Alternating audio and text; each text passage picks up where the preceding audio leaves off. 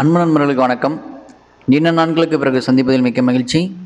இந்த வீடியோவில் நம்ம என்ன பார்க்க போகிறோம் அப்படின்னா, டிஎன்பிஎஸ்சியில் குரூப் 4 எக்ஸாமினேஷன் வந்து கால்ஃபர் பண்ணியிருக்காங்க. அதை பற்றின தகவல் இந்த வீடியோவில் நம்ம பார்க்க போகிறோம். இந்த வீடியோ நம்ம பார்க்குறதுக்கு முன்னாடி நம்ம சேனலை சப்ஸ்கிரைப் பண்ணாதவங்க சப்ஸ்கிரைப் பண்ணிடுங்க. ஷேர் மற்றும் லைக் கமெண்ட் பண்ணுங்கள். ஓகே, இப்போ டிஎன்பிஎஸ்சியில் வந்து பார்த்தீங்கன்னா குரூப் 4 வந்து இன்னையிலேருந்து 30/1/2024 அறிவிச்சிருக்காங்க. லாஸ்ட் டேட் பார்த்தீங்கன்னா 28/2/2024 நைட்டு 11:59 வரையும் டைம் கொடுத்துருக்காங்க. அப்ளிகேஷன் கரெக்ஷன் விண்டோ வந்து பார்த்தீங்கன்னா மார்ச் மாதம் 4ஆம் தேதியிலேருந்து மார்ச் மாதம் 6ஆம் தேதி வரையும் கரெக்ஷனுக்காக விட்டுருக்காங்க. டேட் ஆஃப் எக்ஸாமினேஷன் எப்போ அப்படின்னா 9/6/2024, அதாவது ஜூன் மாதம் 9ஆம் தேதி காலை 9:30லேருந்து 12:30 மணி வரையும் அதுக்கான எக்ஸாம் டேட் வந்து அறிவிச்சிருக்காங்க. இதில் வந்து என்னென்ன போஸ்டிங் இருக்குது அப்படின்னா, forest guard, forest watcher, and then VAO, junior assistant typist, steno typist, personal assistant to chairman அப்படிங்கிற மாதிரி ஒரு போஸ்டிங் நிறைய விட்டுருக்காங்க. 6244 போஸ்டிங் மொத்தம் விட்டுருக்காங்க. இதில் வந்து பார்த்திங்கன்னா சில போஸ்டிங்க்கு வந்து டிகிரி குவாலிஃபிகேஷன் கொடுத்துருக்காங்க. சில போஸ்டிங்க்கு வந்து பார்த்திங்கன்னா 10th குவாலிஃபிகேஷன் கொடுத்துருப்பாங்க. அந்தந்த குவாலிஃபிகேஷன், அந்த போஸ்டிங்க்கான குவாலிஃபிகேஷன் அதுக்கு நேராகவே கொடுத்துருப்பாங்க. அதை நீங்கள் பார்த்துட்டு நம்ம அந்த போஸ்டிங் எலிஜிபிலிட்டியா அப்படின்னு பார்த்துட்டு அப்ளை பண்ணுங்கள். இதில் வந்து நீங்கள் அப்ளை பண்ணும்போது உள்ளே வந்து பார்த்தீங்கன்னா 3 டைப் ஆஃப் டேட்டா கேட்பாங்க. ஒன்று வந்து பார்த்தீங்கன்னா ஃபாரஸ்ட் வாட்சர் அண்ட் ஃபாரஸ்ட் கார்டுக்கு அப்ளை பண்ணிடலான்னு கேட்பாங்க. ரெண்டாவது வந்து பார்த்தீங்கன்னா other than forest guard and forest வாட்சருக்கு அப்ளை பண்ணிடலான்னு கேட்பாங்க. அப்படி இல்லை அப்படின்னா எல்லா போஸ்ட்டுக்கும் சேர்த்து அப்ளை பண்ணிடலான்னு கேட்பாங்க. அது நீங்கள் அந்த இடத்துல சூஸ் பண்ணும்போது கரெக்டாக சூஸ் பண்ணிக்கணும். நீங்கள் forest guard, forest watcher apply பண்ணுறதுக்கு physics, chemistry, biology, botany, zoology அந்த சப்ஜெக்டில் ஏதாவது ஒரு சப்ஜெக்ட் வந்து நீங்கள் படிச்சிருக்கணும் 12th. அப்படின்னா தான் அந்த போஸ்டிங்க்கு நீங்கள் எலிஜிபிள் ஆவீங்க. அப்படி இல்லாத பட்சத்தில் ரெண்டாவதாக ஒரு ஆப்ஷன் இருக்கும். நீங்கள் அந்த ஆப்ஷன் வந்து கொடுத்து உள்ளே போய்க்கலாம்.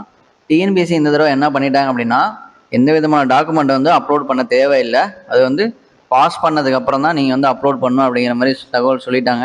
ஸோ அதனால் யாரும் பயப்பட தேவையில்லை. அப்லோடிங் என்னடா வரலையே அப்படின்லாம் யாரும் கவலைப்பட வேணாம். அப்லோடிங் இந்த தடவை கிடையாது. ஃபோட்டோ கையெழுத்து மட்டும் அப்லோட் பண்ணுறீங்க. உங்களுடைய எஜுகேஷனல் பர்டிகுலர்ஸ் மட்டும் நீங்கள் வந்து என்டர் பண்ணிவிட்டு ஜஸ்ட் அது எல்லாமே கரெக்டாக இருக்கா அப்படின்னு ஒரு ஃபைனலாக ப்ரிவியூ பார்த்துட்டு அதுக்கப்புறம் நீங்கள் உங்களோட அப்ளிகேஷன் வந்து சப்மிட் பண்ணுங்கள். இதில் பிஎஸ்டிஎம் சர்டிஃபிகேட் நீங்கள் வந்து 1ஆவதுலேருந்து 12ஆவது வரையுமோ இல்லை டிகிரி வரையுமோ நீங்கள் தமிழில் படிச்சிருக்கணும். தமிழில் படிச்சிருந்தால் பிஎஸ்டிஎம் சர்டிஃபிகேட் வந்து இதை வந்து அதோட தகவலை கேட்பாங்க. அது நீங்கள் அந்த சர்டிஃபிகேட் வெரிஃபிகேஷன் டைமில் அந்த நீங்கள் பிஎஸ்டிஎம் சர்டிஃபிகேட் வாங்கியிருக்கிறத நீங்கள் வந்து காமிக்கணும். அண்ட் தென் அப்லோட் பண்ண சொல்கிற நேரத்தில் அப்லோட் பண்ணணும். பிஎஸ்டிஎம் சர்டிஃபிகேட் வந்து 1ஆவதுலேருந்து 12ஆவது அப் டு எது வரையும் தமிழ் மீடியத்தில் படிச்சிருக்கீங்களோ அவங்களுக்கு மட்டும்தான் அந்த பிஎஸ்டிஎம் எலிஜிபிள் ஆகும். நடுவில் ஒரு கிளாஸ் நீங்கள் இங்கிலீஷ் மீடியம் படிச்சிருந்தாலும், அதாவது நீங்கள் இன்கேஸ் 1 to 5 வந்து இங்கிலீஷ் மீடியம் படிச்சுட்டு 6 to 12 வந்து தமிழ் மீடியம் படிச்சிங்கன்னா அது எலிஜிபிள் கிடையாது. நீங்கள் ஃபஸ்ட் ஸ்டாண்டர்ட்லேருந்து up to 12th college B Lit Tamil, BA Tamil அந்த மாதிரி தமிழில் படிக்கிறவங்க இந்த தமிழ் வழி கல்வி சான்றிதழ் வாங்குங்க. இந்த குரூப் 4 அப்ளிகேஷனை பொறுத்தவரையும் நீங்கள் போஸ்டிங் எதுவும் இப்போ நீங்கள் சூஸ் பண்ண முடியாது.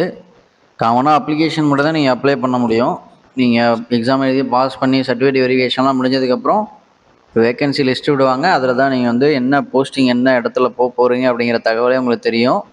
இப்போதைக்கு நீங்கள் எலிஜிபிலிட்டி கண்டிஷன் மட்டும் நீங்கள் அதில் வந்து பார்த்துக்கலாம். எந்தெந்த போஸ்டிங் நம்ம எலிஜிபிள் ஆகும் அப்படிங்கிற தகவல் மட்டும் நோட்டிஃபிகேஷனில் வந்து விட்டுருக்காங்க. அதை மட்டும் பார்த்துட்டு நீங்கள் அந்த தகுந்த மாதிரி நீங்கள் வந்து இதுக்கெலாம் நம்ம எலிஜிபிள் ஆகும் அப்படிங்கிற தகவலை தெரிஞ்சுக்கலாம். இது வந்து பார்த்திங்கன்னா உங்களுக்கு எல்லா ஊர்லேயுமே சென்டர்ஸ் போட்டிருக்காங்க.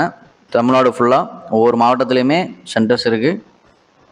அப்ளை பண்ணுற நண்பர்கள் வந்து பார்த்திங்கன்னா சர்டிஃபிகேட்டை முடிஞ்சளவு கையில் வச்சுட்டு கையிலேருந்து பார்த்து தகவலை வந்து என்ட்ரி பண்ணுங்கள். மொபைலில் வச்சோ இல்லை உங்களுடைய சிஸ்டத்தில் வச்சோ நீங்கள் வந்து மினிமைஸ் பண்ணி என்ட்ரு பண்ணிங்கன்னா சில சமயம் தப்பு வரதுக்கான வாய்ப்புகள் நிறையா இருக்குது. ஸோ ஒரு ஜெராக்ஸ் காப்பியோ இல்லை ஒரிஜினல் காப்பியோ கையில் எடுத்துகிட்டு கையிலேருந்து டேட்டாவை பார்த்து அந்த பர்டிகுலர் இடத்துல என்ட்ரு பண்ணுங்கள். ஏன்னா சிறிய மிஸ்டேக் ஆனாலுமே அது வந்து பின்னாடி கரெக்ஷனுக்கான வாய்ப்பு கொடுத்துருக்காங்க. இருந்தாலுமே நம்ம வந்து ஜாக்கிரதையாக போடுறது நல்லது. ஸோ அதை வந்து கரெக்டாக நீங்கள் நண்பர்கள் வந்து என்ட்ரு பண்ணுங்கள். இந்த விண்ணப்பத்தில் வேறு ஏதேனும் சந்தேகம் இருந்தால் கமெண்ட் பாக்ஸில் கமெண்ட் பண்ணுங்கள். இதே போல் பயனுள்ள தகவலை தெரிஞ்சுக்கொள்ள நமது சேனலை பின்தொடருங்க. அடுத்த வீடியோவில் நல்ல பயனுள்ள தகவலாக நம்ம தெரிஞ்சுக்குவோம். நன்றி, வணக்கம்.